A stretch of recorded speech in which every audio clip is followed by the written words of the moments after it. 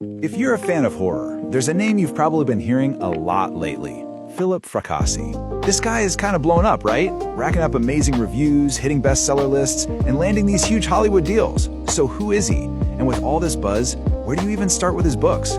Well, that's what we're going to figure out. Let's dive into a beginner's guide for one of modern horror's absolute brightest stars.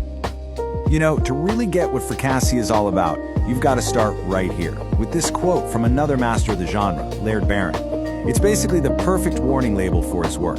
This isn't gentle, spooky fun horror. No, this is intense, it's visceral. And like Barron says, no matter how much you fall in love with a character, they are never, ever safe.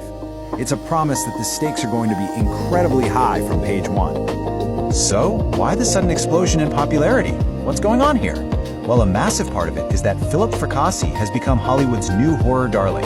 His stories aren't just staying on the page, they're being scooped up and adapted by some of the biggest and most exciting names in the film industry. And it's not just us horror fans taking notice. I mean, when the New York Times weighs in, you know you've broken through to the mainstream. This one simple, super powerful phrase, terrifically scary, that's all it took to put his work on the radar for a whole new wave of readers and give him some serious critical street cred. Okay, this slide right here perfectly captures why he's so unique. On one side, you've got A24, the studio behind all that cool, artsy prestige horror. They're adapting his story Alter, with stars like Kyle MacLachlan and January Jones. Then on the other side, you have J.J. Abrams' Bad Robot, the powerhouse that makes giant blockbusters, adapting Failsafe with an Oscar winner, Brie Larson. I mean, to be wanted by both of these studios at the same time, that's incredibly rare. It just proves his stories have this amazing ability to work on both a deep artistic level and a thrilling commercial one. And let's be clear, even before all the movie deals, he was already a certified hit with readers. Hitting the USA Today bestseller list is no small thing. It shows that his books have this really broad, popular appeal. This isn't just some niche horror for hardcore fans. He's connecting with a massive audience that's just hungry for the stories he's telling. So, you have to ask, how did he get this cinematic style that has Hollywood so fired up? Well, it turns out he's had a secret weapon this whole time, his past life as a professional screenwriter. And that experience is the real foundation for all of his success.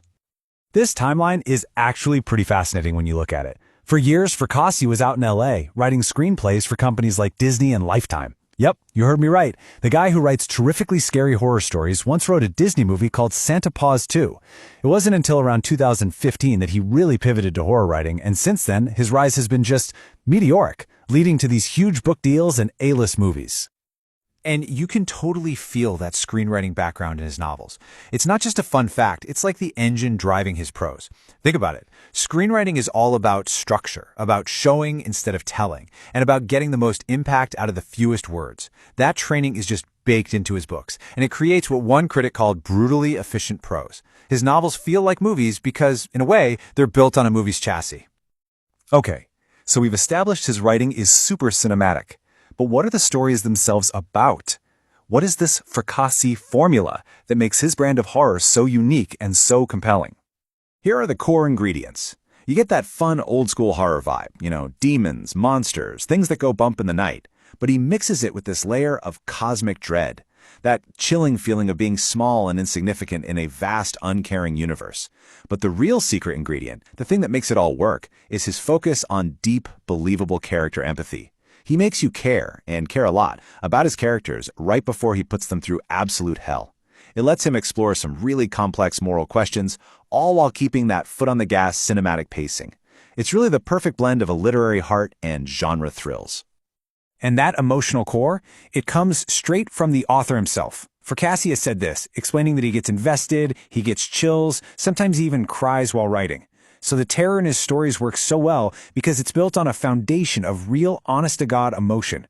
He's invested in his characters, which makes us invest in them, and that makes the horror so much more devastating. All right, if you're sold and you're ready to jump in, the big question is, where do you start?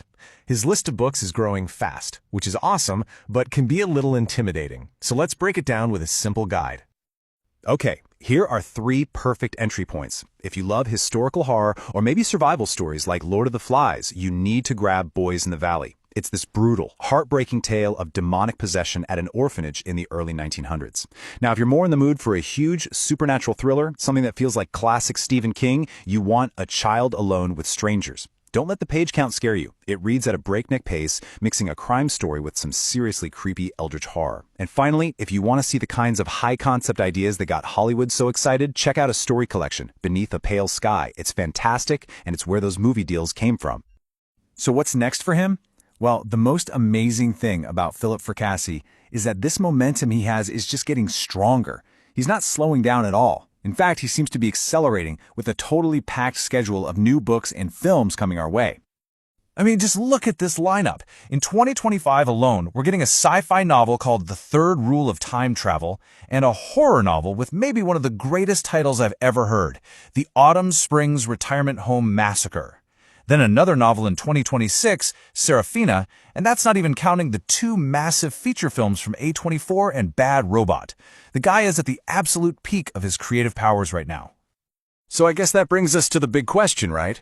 Philip Fracassi has mastered this incredible style that gives you the adrenaline rush of a blockbuster movie, but hits you with the emotional weight of a serious drama. He's using monsters and cosmic terrors to tell us stories about grief and family and morality. As he keeps on rising, the only thing left to wonder is, what dark, unexplored corner of the human soul is he going to drag into the light for us next?